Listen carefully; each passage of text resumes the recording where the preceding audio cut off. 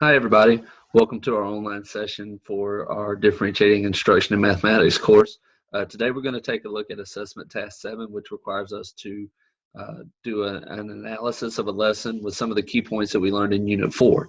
So what we're going to do today is I'm going to walk you through those key points and make sure that you understand what the expectation is for each of those points, and then also take you into the lesson and let you look at it to make sure that we understand all of the requirements that have to be filled in to get full credit for this lesson.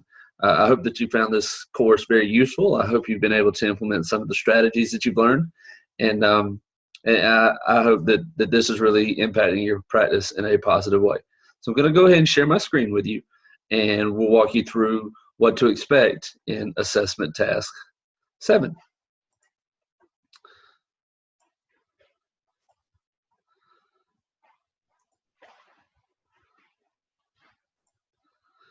So as we mentioned in Assessment Task 7, we're going to do a lesson analysis on a lesson from CPALMS, and you can see the address there at www.cpalms.org.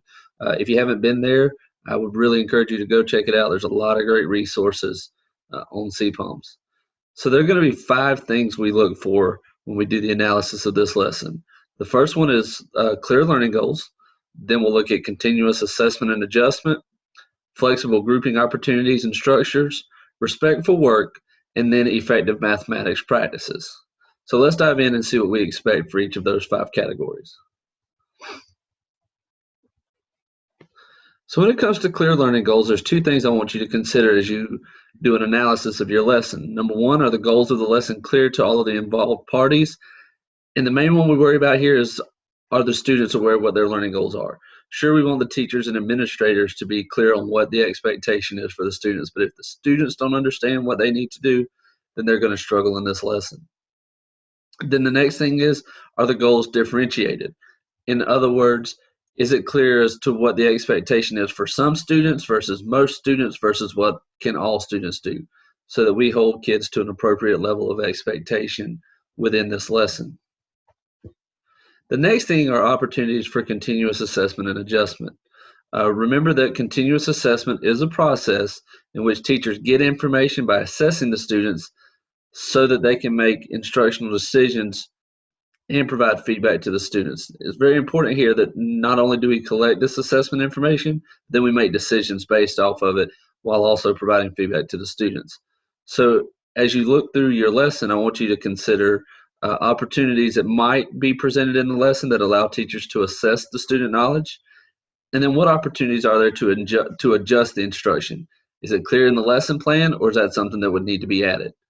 So be sure to think about that while you're working through your lesson.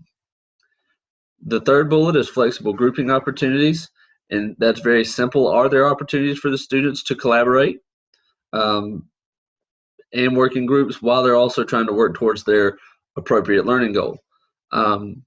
If it is evident, be sure to note how the students are grouped, what are the criterion if they're available, or are they just grouped randomly? If it's not available, let me know how you would group your students for this lesson. What would be the collaboration strategies you would use so that your students could communicate back and forth with one another? When you consider respectful work, make sure that it's appropriate for each student at an appropriate level, but that it's also standard-based. So we can differentiate our instruction a little bit, but we have to make sure that the assignments reach the level of the standards. And in this, you're looking for evidence that allow for students at different levels to work on assignments that are appropriate for them.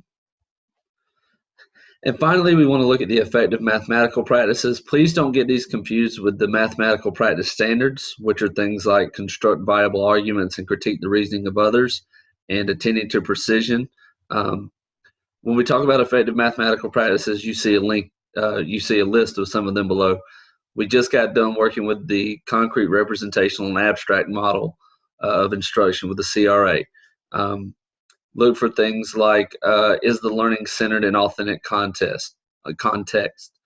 Where's the systematic and explicit instruction located in this lesson?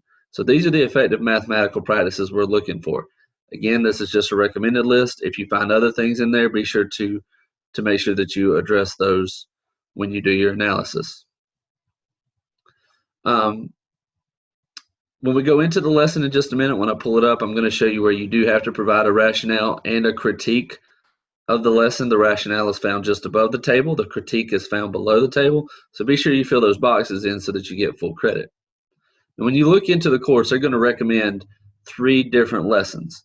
I want to talk about those lessons and then be willing to make a deal with you if you so choose to take it. So the first lesson is called Graphing Trash Material. And when this course was started, it was a 3rd grade lesson. But with the adoption of the new Florida standards, it's actually a 1st or 2nd grade lesson now. In this activity, the students are going to investigate some data, collect data, create data in connection with recyclable materials that they actually bring in. And they're going to come up with a plan to help the environment. Here you see that there's a measurement data standard for both the 1st and 2nd grade. So if you're an early elementary teacher, this may be a good lesson for you to explore to meet this standard with the students.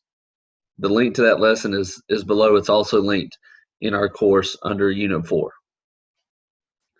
The next lesson is Marble Mania. It's a 7th grade lesson. Students really dive in and explore probability. They not only flip coins and pull marbles out of a bag, but they also use an online applet to do that, to simulate those things so that the students don't have to go through, say, 500 trials on their own. The computer will run the trials for them. They also talk about what do you do when you have that probability. So what does that mean? Now, we calculated the probability, that's great, but what are we going to do with that information and what does it mean? Here you see 2 statistics and probability standards for the students. So again, if you're a middle grade teacher, you may want to explore this one. Then the last one is a high school standard for Barbie Bungee. Barbie Bungee is an activity I like to do when I'm doing professional development sessions. Basically, we tie a Barbie doll with rubber bands, and we try to find a relationship between the distance Barbie can drop and the number of rubber bands we have tied to her, just like a bungee cord. It's a pretty fun activity that, as long as you stick to the rigor of the lesson and the description and have the students actually do the mathematical graphing and looking at the relationships of how far Barbie can go based on the number of rubber bands she has. It's a great lesson. However, sometimes if we don't stick to that rigor, the focus of the lesson can get lost. Again, you see 2 high school standards here based off of the Florida standards. What I want to offer you, those are the 3 lessons that they provide for you in the course. However, if you don't teach any of those grades or you don't think those lessons relate to you, go to CPALMS, find a standard you're teaching now or have a standard coming up, and find a lesson that's realistic for you to implement. The only thing I ask is that you email me the lesson so I can look over it and just say, that's a great lesson, go through and do your lesson analysis of it. If you want to choose one of those 3 lessons, that's fine. Again, if not, go to CPALMS, find a lesson, send it back to me. If you find another lesson that's not on CPALMS, definitely be sure you email me that one. But either way, make it fit for what you've got to do. Real quick, I want to show you the actual lesson to make sure that you understand what is expected of you. So give me just a second, I'll get this pulled up. Here we go. Do another screen share, and I'm going to show you this Word document. So the actual lesson analysis for assessment task 7 starts like this, where they give you the directions, and it says choose one, grade 3, grade 7, grade 9 to 12. If you don't choose one of those, just come into this area here and tell me what grade it is, what the standard is, and what the name of the lesson is, because almost all of the CPALMS lessons have names. So be sure that you either check one of those or you let me know what your lesson is. The first thing you want to do is give me your rationale. That's in this top box just above the table. So what is your rationale? Why did you pick this lesson? Then under each of these areas, as we discussed in the PowerPoint, there are 5 areas we want you to look for. If you found evidence, be sure to put it in the left column. If you did not find evidence or it was unclear, be sure to put it in the right column.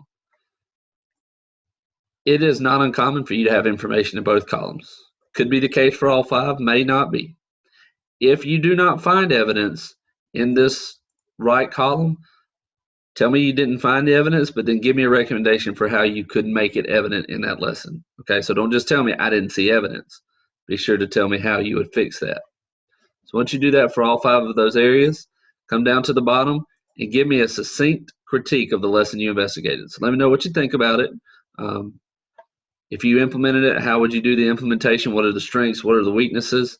And just go all in as far as letting me know how these five areas work within that lesson. So I hope this is useful for you. I wish you the best of luck in doing this assessment task. If I can be of any support to you, feel free to email me, give me a phone call, and we'll be happy to help you any way we can. Have a great afternoon.